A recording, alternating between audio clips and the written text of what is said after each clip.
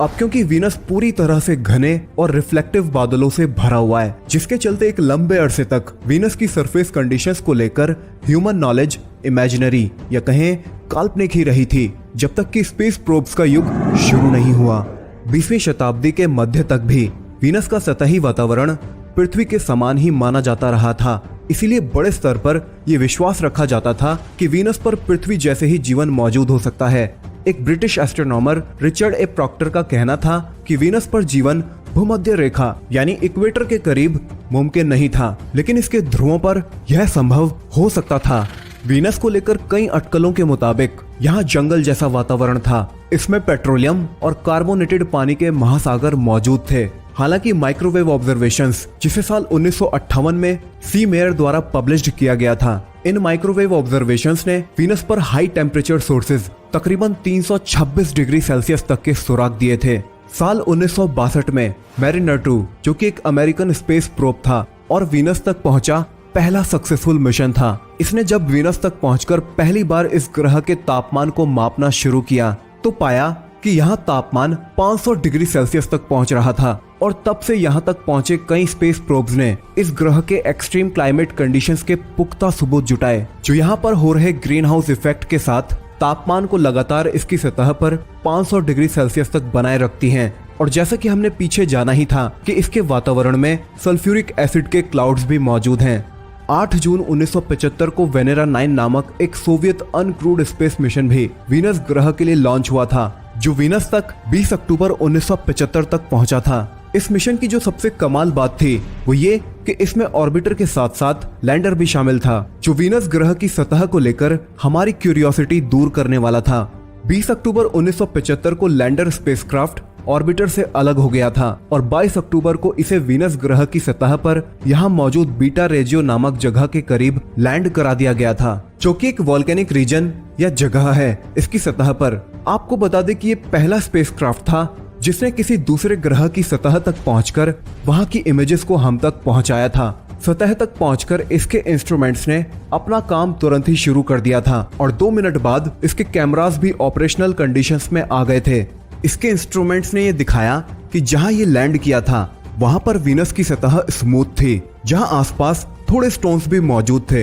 यहां उतरकर इसने तुरंत रोशनी का लेवल भी चेक किया, जो तकरीबन 14,000 लक्स के करीब था, ठीक उतना ही जितना यहाँ पृथ्वी पर फुल डे लाइट में होता है। लेकिन यहाँ यह रोशनी का लेवल सीधे पड़ती किसी सनशाइन के रूप में नहीं था। इसमें हीट लोड को डिस्ट्रीब्यूट करने के लिए सर्कुलेटिंग फ्लूइड नामक एक प्रणाली या कहें सिस्टम का इस्तेमाल किया गया था। साथ ही ग्रह में प्रवेश करने से पहले ही इसमें प्री कूलिंग को शुरू कर दिया गया था, ताकि इसके इंस्ट्रूमेंट्स को ठंडा और ऑपरेशनल बनाए रखा जा सके। लैंडिंग के बाद यह तकरीबन 53 मिनट तक ऑपरेशनल बना रहा था, जिसके बाद इससे हमने रेडियो संपर्क को खो दिया था, क्योंकि इसका ऑर्बिटर रेडियो रेंज से बाहर चला गया था। लेकिन जब तक ये संपर्क में रहा, यह वीनस ग्रह की television pictures black and white form में हम तक पहुंचाता रहा था, जिसमें हम ये देख सके थे कि यहाँ शैडोज नहीं बन रही थी, हवा में किसी भी तरह की डस्ट मौजूद नहीं थी और साथ के साथ बहुत सी वैरायटी थी इन 30 से 40 सेंटीमीटर के रॉक्स की। वेनेरा 9 लैंडर ने बेहद ज्यादा एटमॉस्फेरिक प्रेशर और बेहिसाब गर्मी के बीच वीनस ग्रह की जिस सरफेस कंडीशंस को हमें दिखाया था, उसके चलते यहाँ एक बात तो साफ हो चली थी कि जिस तरह की जिंदगी को हम यहाँ पृथ्वी पर देखते हैं, जानते हैं और समझते हैं, वह वीनस ग्रह की इन सरफेस कंडीशंस को देखते हुए कतई संभव नहीं थी। वैज्ञानिकों ने यह अनुमान लगाए हैं कि वीनस ग्रह पर ग्रीन हाउस इफेक्ट के चलते इसके गर्म हो जाने से पहले अगर इसकी सतह पर तरल पानी मौजूद था तो यहाँ भी माइक्रोबियल लाइफ पैदा जरूर हुई होगी, जिसके आसार इसके भयानक वातावरण के चलते अब यहाँ नजर नहीं आते। यह मानते हुए कि पृथ्वी पर पानी को पहुंचाने वाली प्रोसेस सामान्य थी, उन ग्रहों पर भी जो हैबिटेबल जोन के आसपास थे, यह अनुमान लगाया गया है कि लेट हैवी बॉम्बार्डमेंट, जो तकरीबन 4.1 से 3.8 अरबों सालों पहले घटित हुआ था, जिसमें बेहद ज्यादा मात्रा में एस्ट्रॉइड्स अंदरूनी सौर मंडल में मौजूद पथरीले ग्रहों मरकरी, वीनस, अर्थ और मार्स से आकर टकरा रहे थे, जो अपने साथ इन ग्रहों तक पानी भी लाए थे। इस इवेंट के दौरान और इसके तुरंत बाद वीनस ग्रह की सतह पर पानी तकरीबन 60 करोड़ सालों तक मौजूद रहा हो सकता था, जो कि सिंपल लाइफ फॉर्म्स जैसे कि माइक्रोबियल लाइफ के लिए पर्याप्त समय था पैदा होने के लिए। लेकिन वैज्ञानिकों की माने तो यह आंकड़ा कुछ करोड़ों से कुछ अरबों सालों तक भी जा सकता था।